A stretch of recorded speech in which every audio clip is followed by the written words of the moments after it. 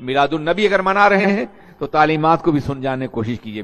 میلاد النبی منا رہے ہیں تو پیغمبر انسانیت کی انسانی قدروں کا جائزہ لیجیے.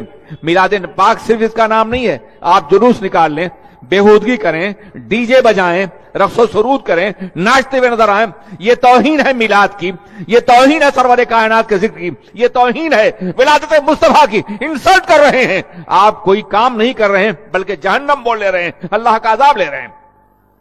بند کیجیے اس طرح کی برائیوں کو. اس سے نہ نبی خوش ہوں گے نہ خدا, بلکہ نبی بھی ناراض ہوں گے اور خدا بھی ناراض ہوگا.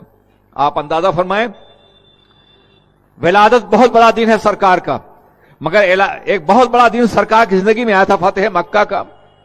آپ کو معلوم اس روز اللہ کے رسول نے کسی طرح کا ہنگامہ کرنے کی اجازت نہیں دی تھی. عالم یہ ہے کہ آپ جا رہے ہیں تو اونٹ کے کوہان پر آپ کا سر جھکا ہوا اللہ کی بندگی کر رہے ہیں, خدا کی تسبیح پڑھ رہے ہیں. ایک صاحب نے جوش میں کہا تھا الیوم یوم الملحمہ, آج کا دن تو خون ریزی کا دن ہے. تو اللہ کے رسول نے ان سے قیادت کا جھنجا چھین لیا اور فرمایا نہیں, الیوم یوم المرحمہ, آج کا دن تو رحمت کا دن ہے, آج کا دن تو پیار کا دن ہے. جو برائیاں آپ کرتے ہیں خدا را اس سے باز آ جائیے.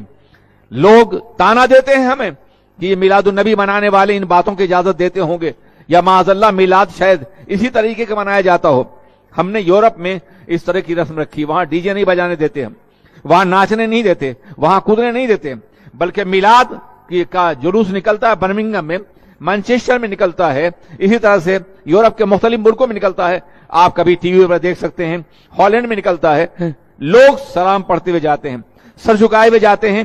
کچھ کتابچے انگلش اور ڈچ میں ہوتے ہیں, جرمن میں, جو غیر مسلموں کو تقسیم کرتے ہیں, اور ایک مٹھائی اور ایک پھول ہر غیر مسلم کو تقسیم کیا جاتا ہے, اور رسول پاک کی رحمت اور ان کی حیات کا تذکرہ ہوتا ہے. ہم نے میلاد کا خود وہاں رواج دیا ہے. وہاں نئے نئے لوگ آ رہے ہیں, لیکن جانتے اس کی برکت کیا ہے؟ اس کی برکت یہ کہ پورا معاشرہ ایک منظم اور باوقار معاشرہ ہے.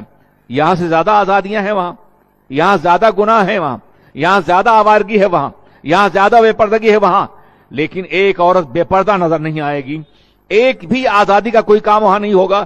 لوگ میلاد کو میلاد کی طرح سے مناتے ہیں, ذکر رسول کرتے ہیں. ایک لٹریچر ہوتا ہے, پمفلٹ ہوتا ہے جس میں حضور کی سیرت ہوتی ہے, ڈچ میں, انگلش میں, جرمن میں اور زبانوں میں تقسیم کیا جاتا ہے.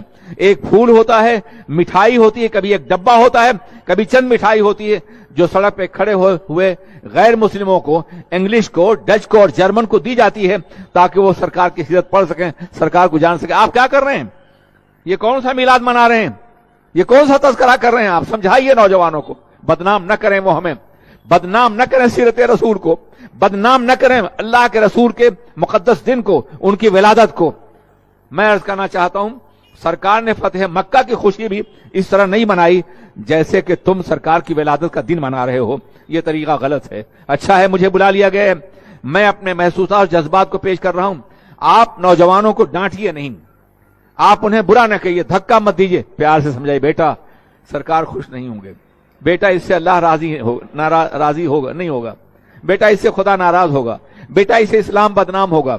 اس طرح بیٹا کہہ کر کے پیار کے ذریعے انہیں سمجھائیں. انشاءاللہ دھیرے دھیرے یہ بری رسمیں دور ہو جائیں گی. آپ سختی کریں گے, آپ دھکا دیں گے, آپ نکالیں گے, وہ اور سختی کریں گے. نوجوانی رد عمل کا زمانہ ہوتا ہے, ری ایکشن کا زمانہ ہوتا ہے. ایکشن کی ضرورت ہے, ری ایکشن پیدا کرنے کی کوشش نہ کریں.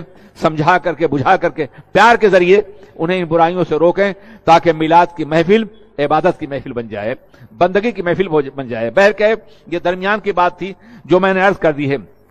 اللہ کے رسول علیہ السلام نے یتیموں سے پیار کرنے کا سلیقہ عطا فرمایا کہ جو شخص یتیم